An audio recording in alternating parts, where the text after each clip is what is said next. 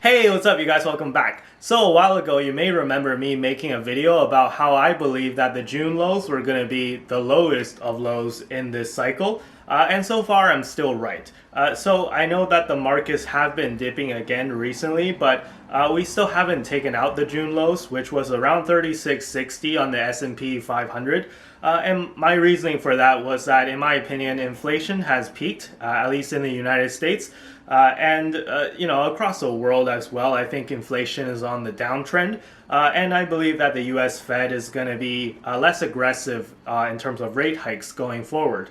So we're still waiting to see what the Fed is going to do for September. But whether they're going to raise by 50 basis points or 75 basis points, I think regardless of that, if they do decide on 75 basis points, they can't really keep up this rate of rate increases forever. And we're starting to get to the end of this rate hike cycle altogether.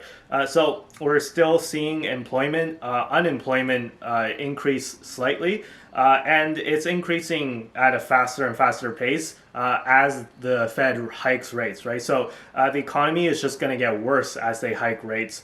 And a while ago, one of the Fed presidents, and if I remember correctly, it was Neel Kashkari from the St. Louis Fed, said that the Fed is going to be open to the idea of hiking rates all throughout 2023 to curb inflation if necessary. And if you ask my opinion, I think he's bluffing a little here.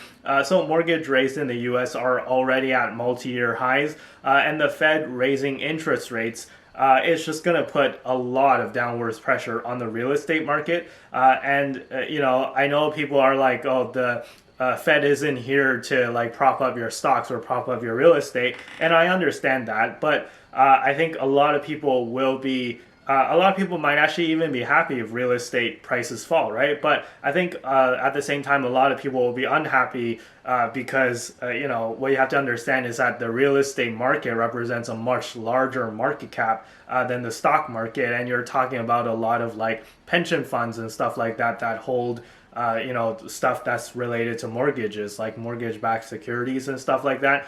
So I think that really, if the Fed were to crash the real estate market, it's going to be really devastating towards the economy. So I don't know like what the Fed is thinking. Obviously, I don't know what Jay Powell is thinking, but if I were him, I would tread a little bit cautiously and carefully. Like, I understand that inflation needs to be nipped in the butt, but at the same time, you don't want to go too aggressive and over tighten and cause just like the next big depression, right? So if you look at the macroeconomics and what economists are saying, the Fed can maybe raise interest rates by at most 100 to 150 basis points more from now before things start to break. And then after they do that, they're pretty much done, right? So I think if they raise 75 basis points later this month, they might do 50 basis points in November and another 25 basis points in December. I think that'll be pretty much it. And by the way, I didn't miss October. There's no Fed meeting in October.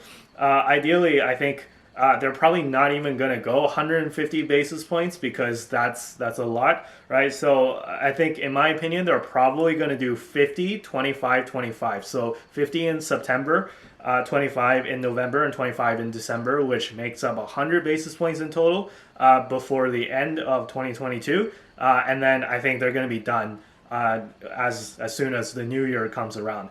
So given all of that, where things are expected to get better, inflation is going to come down naturally, in my opinion, just because we're seeing commodity prices go down, we're seeing oil prices go down.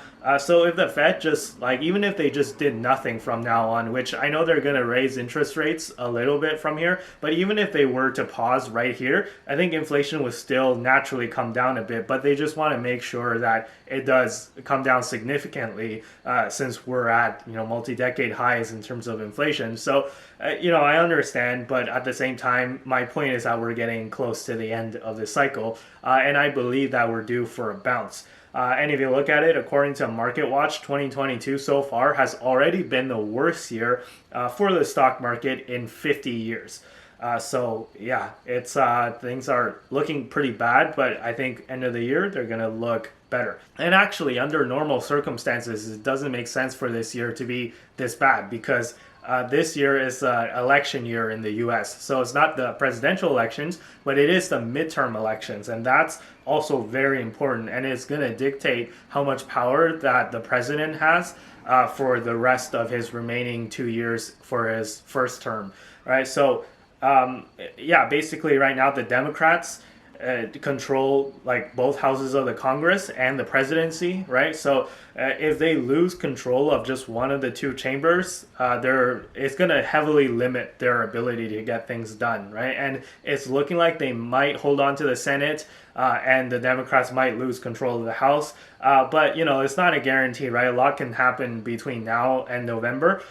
So I think that the Democrats are going to do all they can to just try and pump up the economy and make themselves look good before November. And we were seeing some policies passed already, actually.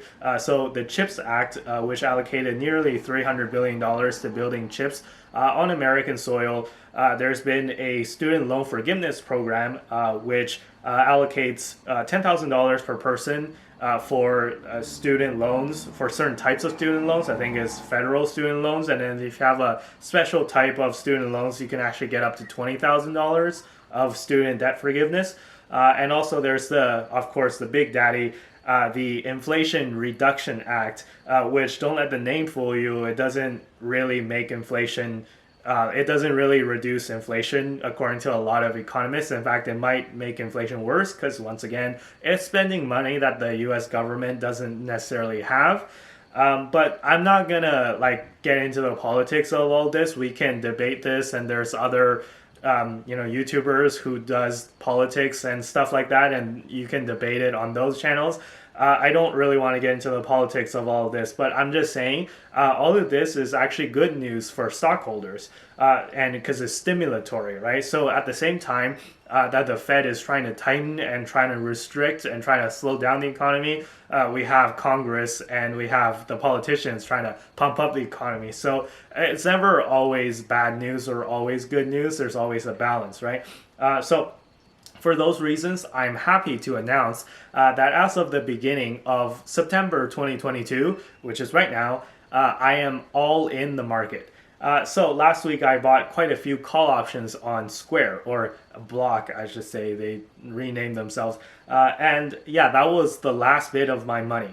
So after this buy, I am now pretty much 0% cash. I'm all in. So this is somewhat scary because, as I said, the market keeps going down every time I buy, especially right after I buy. And come to think of it, this is the first time pretty much ever in my investing career that I've gone 0% cash. Like even in March 2020, that happened so fast. I was too scared to go all in, right? But now I think it's a good time, in my opinion, not financial advice. So anyways, here's the position. So I have two contracts, so 200 call options with a strike of $70, expiring on Jan 19, 2024. So these are very long dated options. And the idea is that I'm not sure what's going to happen in the short term, obviously, but the market may still trend down for a few months, and until we get to the November election, and then we still have a few more CPI reports that is due to come out, where we'll see inflation trend down in a real way, hopefully.